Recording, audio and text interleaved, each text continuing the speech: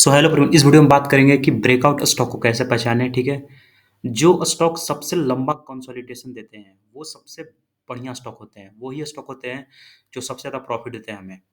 तो इस वीडियो में बात करेंगे कि अगर कोई टेक्निकल एनालिसिस सीख रहा है तो उसको दो चीज़ तो उसको आना ही चाहिए। पहला है सपोर्ट रेजिस्टेंस, दूसरा है हमको वॉल्यूम, उसको कैसे देखना चाहिए वॉल्यूम, तीसरा है कंसोलिडेशन, उसको आना चाहिए कंसोलिडेशन कैसे पकड़े, और चौथा ब्रेकआउट। तो ब्रेकआउट के लिए मैं बताया कि अगर ब्रेकआउट आपको अच्छा ब्रेकआउट दिया है तो वो वॉल्यूम के साथ होना चाहिए। ठीक है, अगर कोई भी बढ़िया ब्रेकआउट है तो उसमें वॉल्यूम का सपोर्ट होना चाहिए। अगर वॉल्यूम का सपोर्ट नहीं है तो ब्रेकआउट ज़्यादा देर तक सस्टेन नहीं कर पाएगा। ठीक है, तो इस वीडियो में बात करूंगा कि एक स्टॉक लूंगा मैं, भारत डायनेमिक्स। ठीक है, एक डिफेंस का स्टॉक है भारत डायनेमिक्स, और इसको मैं, इस स्टॉक को लेकर मैं आपको समझाना चाहूंगा कि कंसोलिडेशन पीरियड कैसे होता है और इसका ब्रेकआउट क्यों आपको लंबा प्रॉफिट दे सकता है। तो चलिए बात करते हैं हम भारत डायनेमिक स्टॉक का। ठीक है, तो यहाँ पे अगर सर्च मारे हम भारत बीडीएल, एक डिफेंस कंपनी है। ठीक है, तो अगर इसको हम कैंडल स्टिक में कन्वर्ट करें, इसको चार्ट को थोड़ा बड़ा करें, तो इस चार्ट को अगर आप देखिए, ये जो चार्ट है, पहला इसने कंसोलिडेशन किया यहाँ पे।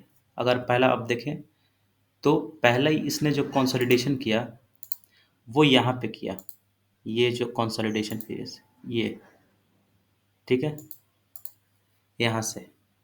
तो पहला स्टॉक तो यहाँ पे ऐसे से पूरा कब से कंसोलिडेट कर रहा है, एक 31 मई से लेके 12 सितंबर तक इसने कंसोलिडेट किया, एक ही रेंज में इसने कंसोलिडेट किया।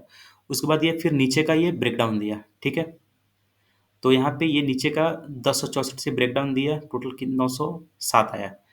तो आपको ऐसे ही आपको कंसोलिडेशन फेज आपको पकड़ना है। ठीक है, ऐसे ही कि जितना लंबा कंसोलिडेशन होगा वो उतना ही अच्छा, या तो ब्रेकआउट देगा ऊपर की तरफ विथ सपोर्ट बाय वॉल्यूम, या फिर वो ब्रेकडाउन देगा एंड सपोर्टेड बाय वॉल्यूम। ठीक है, तो ये एक कंसोलिडेशन पीरियड हमको पता चल गया। दूसरा कंसोलिडेशन जो अभी हो रहा है, अभी आप देखिए ये जो कंसोलिडेशन हो रहा है ये कितना अच्छा कंसोलिडेशन है।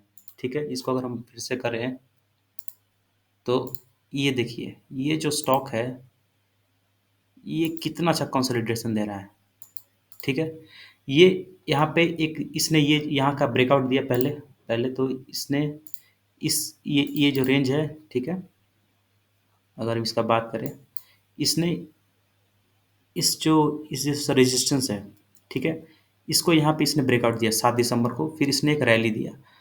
उसके बाद स्टॉक यहाँ पे थोड़ा कंसोलिडेट कर रहा है। और कब कब से कंसोलिडेट कर रहा है ये स्टॉक जो है, ये बेसिकली 27 दिसंबर से लेके अभी तक 2 फरवरी तक कंसोलिडेट कर रहा है।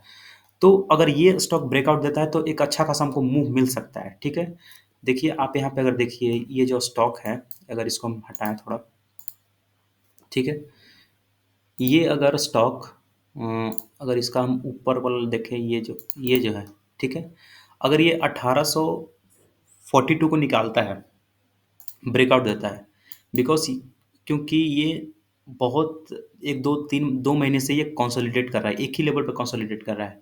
और इसका अगर वॉल्यूम हम ड्रॉ करें तो इसने देखिए कल एक इसने 3% का मूवमेंट दिया था, और वॉल्यूम कितना था एवरेज के, 2 मिलियन वॉल्यूम था। तो अगर ये स्टॉक अगर अच्छा खासा ब्रेकआउट देता है, और डिफेंस चूंकि सेक्टर में काफ़ी पैसा आ रहा है, ठीक है, ओवरऑल डिफेंस पीओसी काफ़ी अच्छा कर रहे हैं, तो ये स्टॉक में आप देख सकते हैं। ठीक है, लेने की बात नहीं कर रहा हूँ मैं, कोई एक इलस्ट्रेशन का पर्पज से बता रहा हूँ कि जब भी कोई स्टॉक में कंसोलिडेशन होता है तब वो स्टॉक काफ़ी अच्छा प्रॉफिट देता है। जैसे ये स्टॉक है, ठीक है, इसमें काफ़ी एक रेंज हो रहा है, रेंज बना है। ठीक है, अब देखिए एक स्टॉक रेंज बना रहा है और ब्रेकआउट देने का तैयारी कर रहा है। ठीक है, तो अगर ये ब्रेकआउट देता है, और ब्रेकआउट देता है तो आपको वॉल्यूम के साथ देना पड़ेगा। अगर वॉल्यूम सपोर्ट नहीं ना कर रहा है तो वो ब्रेकआउट ज़्यादा दिन तक टिकेगा नहीं, बिकॉज वॉल्यूम ज़्यादा होता है तो इसका मतलब कि स्मार्ट मनी आ रहा है, स्मार्ट प्लेयर उसमें पार्टिसिपेट कर रहा है। ठीक है, so thank you for watching. तो यही मैं बताना चाहता था कि अब आपको हमेशा कंसोलिडेशन पीरियड में ही स्टॉक को खरीदना चाहिए, ब्रेकआउट दे तब। ठीक है, तो इसी से बड़ा पैसा बनता है। Thank you.